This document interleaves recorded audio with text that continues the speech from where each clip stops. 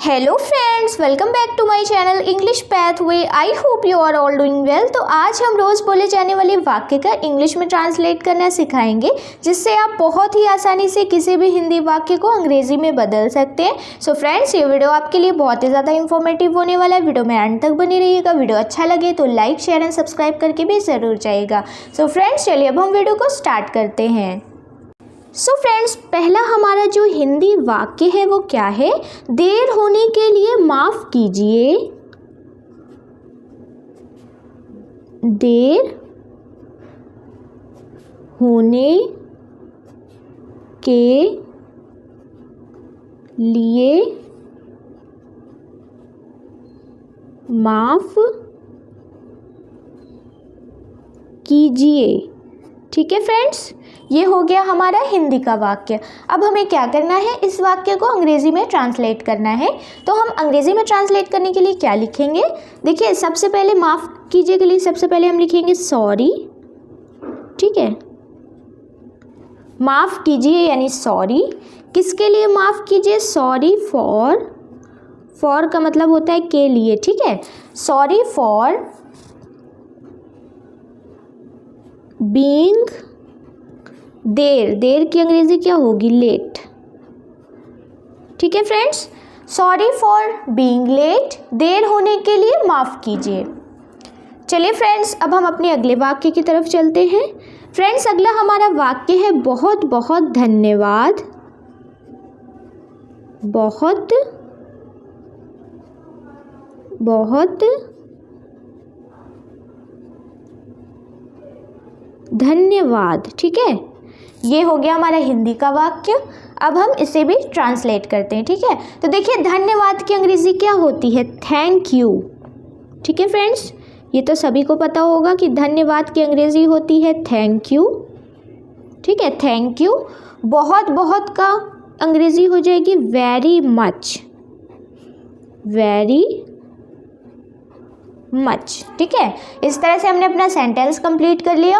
बहुत बहुत धन्यवाद यानी थैंक यू वेरी मच। चलिए फ्रेंड्स, अब हम अपने अगले वाक्य की तरफ चलते हैं। फ्रेंड्स, अगला हमारा वाक्य है आपका स्वागत है। आपका स्वागत है। ठीक है, इसको हम ट्रांसलेट करेंगे तो क्या लिखेंगे? आपका के लिए लिखेंगे यू आर। स्वागत की अंग्रेजी क्या होती है? वेलकम। ठीक है फ्रेंड्स, आपका स्वागत है, यू आर वेलकम। चलिए फ्रेंड्स, अब हम अपने अगले वाक्य की तरफ चलते हैं। फ्रेंड्स, अगला हमारा वाक्य है मैं आपसे सहमत हूँ। मैं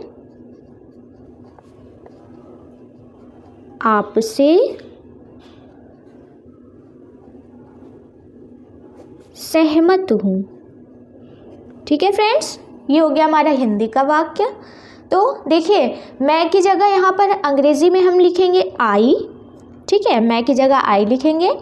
सहमत की अंग्रेजी हो जाएगी एग्री। ठीक है फ्रेंड्स, सहमत की अंग्रेजी हो जाएगी एग्री।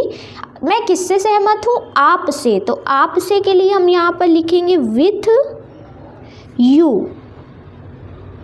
ठीक है फ्रेंड्स, मैं आपसे सहमत हूँ, आई एग्री विथ यू। चलिए फ्रेंड्स, अब हम अपने अगले वाक्य की तरफ चलते हैं। फ्रेंड्स, अगला हमारा वाक्य है मुझे यह पसंद नहीं है। मुझे यह पसंद नहीं है। ठीक है, ये हो गया हमारे हिंदी का वाक्य। ठीक है फ्रेंड्स, तो देखिए, मुझे लिखा है तो मुझे के लिए यहाँ हम लगाएंगे आई। नहीं है के लिए लगाएंगे डोंट। इसे हम डू नॉट पढ़ते हैं, लेकिन शॉर्ट में हम क्या लिखते हैं? डोंट। ठीक है, पसंद को क्या लिखेंगे? लाइक। पसंद की अंग्रेजी होती है लाइक। यह के लिए लिखेंगे इट। ठीक है फ्रेंड्स, मुझे यह पसंद नहीं है, आई डोंट लाइक इट। चलिए फ्रेंड्स, अब हम अपने अगले वाक्य की तरफ चलते हैं। फ्रेंड्स, अगला हमारा वाक्य है मैं यह कर सकता हूँ। मैं यह कर सकता हूँ। ठीक है फ्रेंड्स, मैं यह कर सकता हूँ। इसकी अंग्रेज़ी हम क्या लिखेंगे? देखिए, मैं के लिए यहाँ एक बार हम फिर से आई लगाएंगे। आई कर सकता हूँ, तो कर सकने के लिए लगाएंगे कैन।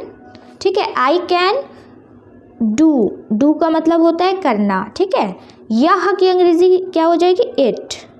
तो मैं यह कर सकता हूँ, आई कैन डू इट। चलिए फ्रेंड्स, अब हम अपने अगले वाक्य की तरफ चलते हैं। फ्रेंड्स, अगला हमारा वाक्य है मुझ पर विश्वास रखो। मुझ पर विश्वास रखो। ठीक है, मुझ पर विश्वास रखो।